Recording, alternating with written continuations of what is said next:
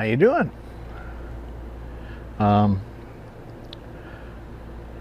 Unless you follow our Facebook page, pages, Allison's and myself, you may not know that we're not at home right now. Matter of fact, we're in Arizona. We left October 27th, and our mission was to be here November 5th. That's when our time started. I had reserved a campsite here, a place called Blue Star RV Resort. One of the motivations for coming here was that Allison's brother lives down here now. He's retired down here, and he is actually living at a park. There's a wall over here, and they're on the other side of the wall, real close by, a walking distance. So to be honest with you, I reserved this site that we're in right now before I even knew how close he was, and that was kind of crazy that we can walk over to his house, which we've done many times since we've been here. So we came down to have Thanksgiving with them and to spend some time. More family came from Missouri, came down here for about a week, and yeah, we had a good time together. So when we left on the 27th, had to be here by the 5th, we had about 9 or 10 days to get down here, and that's 1,750 miles. So, you know, 10 days, 1,750 miles, you don't need to be a mathematician to figure that that's a pretty easy schedule to keep. Typically we went between 250 to 350 miles a day. We got on I-44 there in Iowa, and or in Illinois actually, went around St. Louis and all the way down to Oklahoma City, and then we got on I-40 West.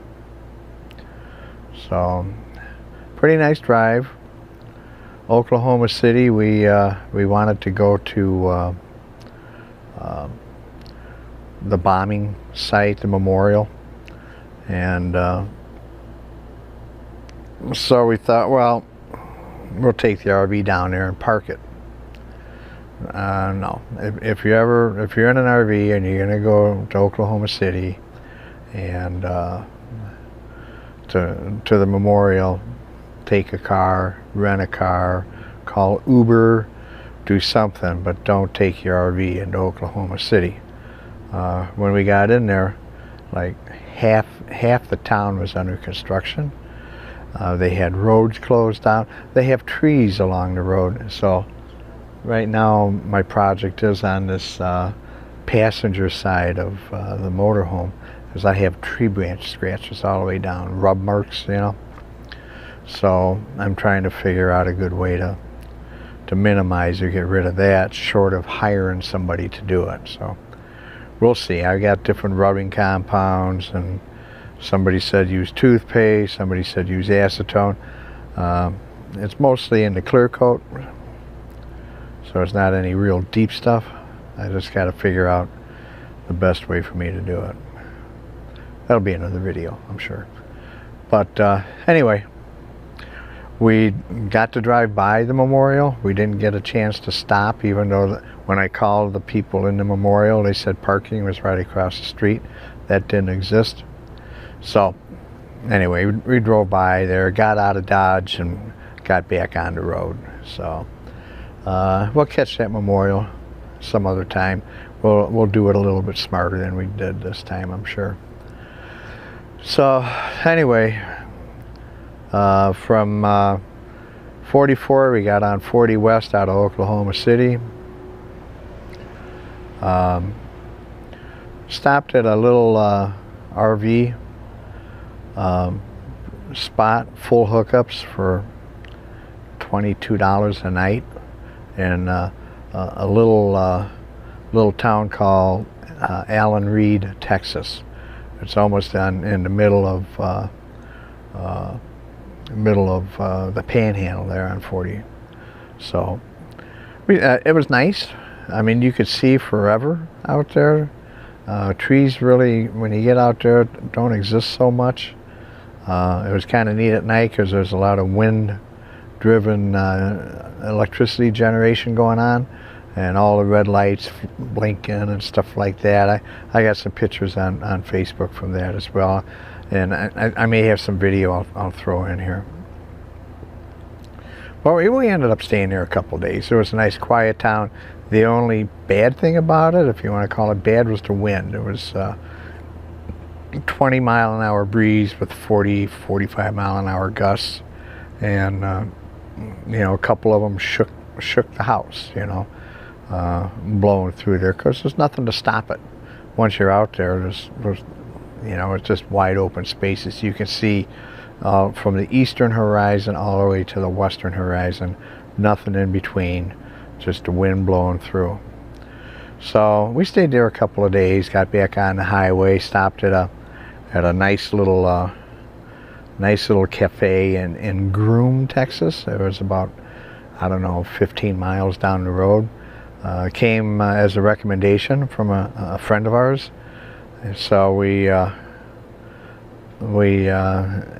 ate lunch there, and picked up on some barbecue sauce they were selling. That stuff was awesome. I can't think of the name of it right now, but I'll probably put it in the notes. I'll try to remember to put it in the notes as to what barbecue sauce that is. I come to find out you can buy it online, like everything else, but it's really good stuff. So we stopped there and ate, continued on, and did Camp Walmarts and stopped at casinos and that kind of stuff, and just, you know, just relaxed.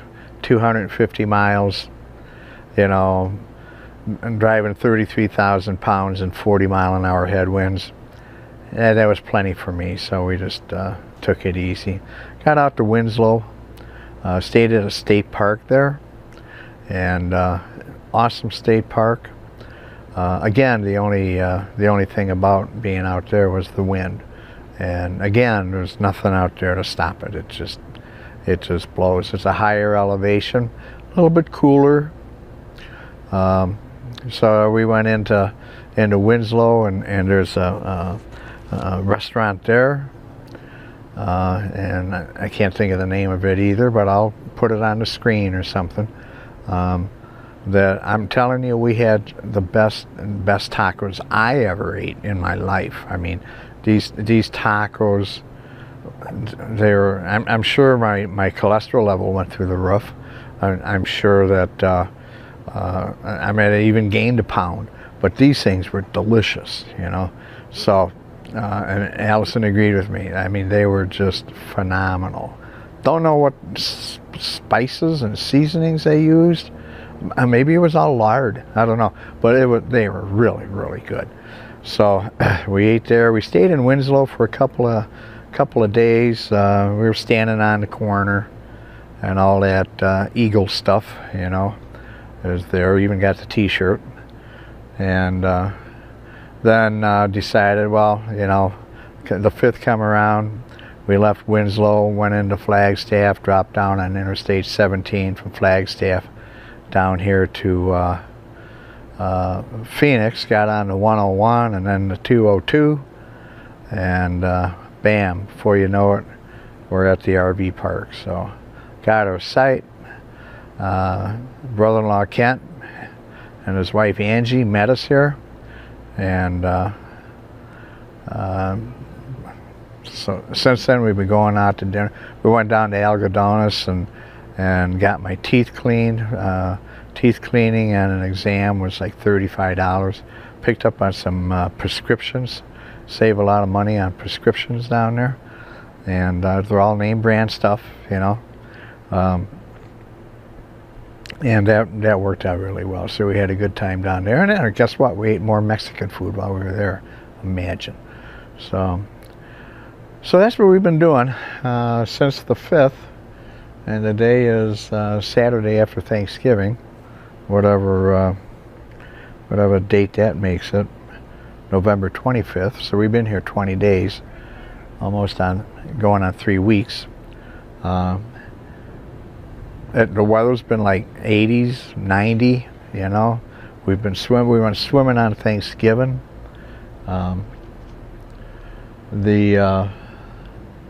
The experience of living in an RV park is different than anything I've ever experienced. When I stop this portion of the video, you and I, we're going to go walk around, and you can see what I mean. It's not a campground, you know, not really anything what you would call fire rings or anything like that, or any, you know, it's an RV park. Everybody has a slab. You pull up next to your slab, and that's your patio and stuff, and everything else is like this pink gravel, okay? Your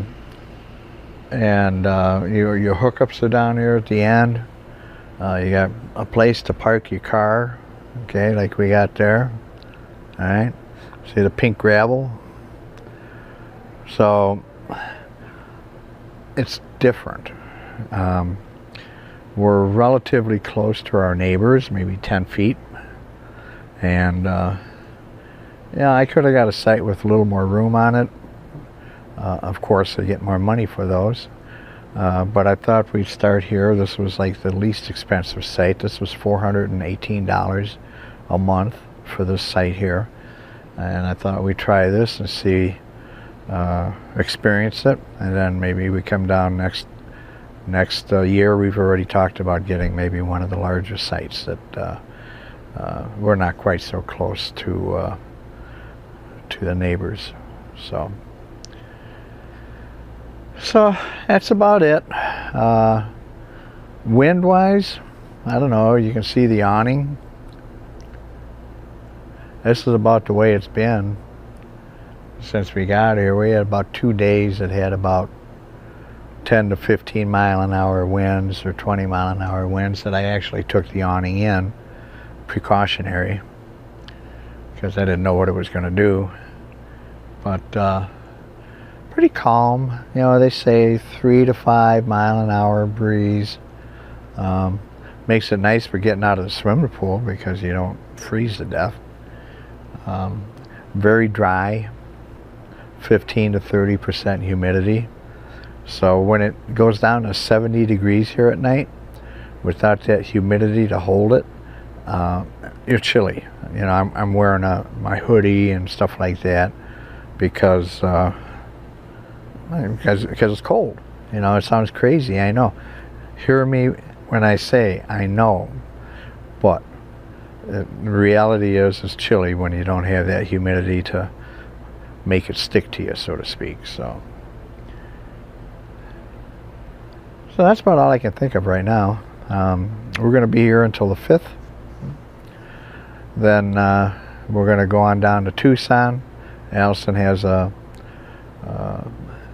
school. When she went to school, a friend of hers growing up living down in Tucson. We're going to stop by and visit her. Her name's Laura. We're going to visit her a day or two, and then we're going to, I'll use a Texas term here, we're going to mosey on over to Texas, okay, to San Marcos, to Pecan Park RV Park, and that's where we're going to be for the next month. All right. Now, Pecan Park is a campground. Okay, you go in there and there's grass and trees and stuff like that. Okay, not like this place, but this place is what a lot of places down here are. Right on the other, behind us over here, there's another 55 plus 55 and older community over there, and they have park models, they have trailers and motorhomes, and they're a very nice place, very nicely upkept.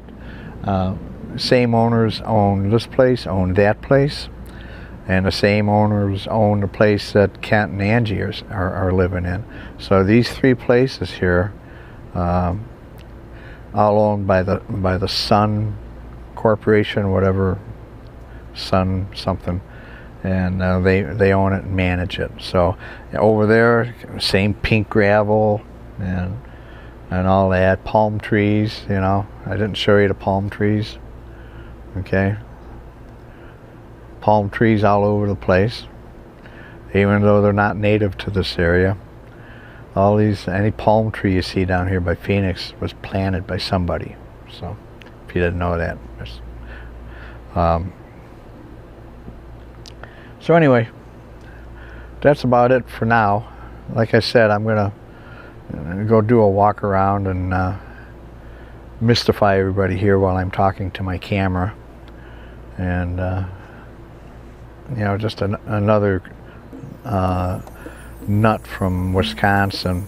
You know, these snowbirds. I think I'm getting pin feathers. I think I'm getting snowbird pin feathers. So anyway, I'll catch up with you in a little bit. Bye.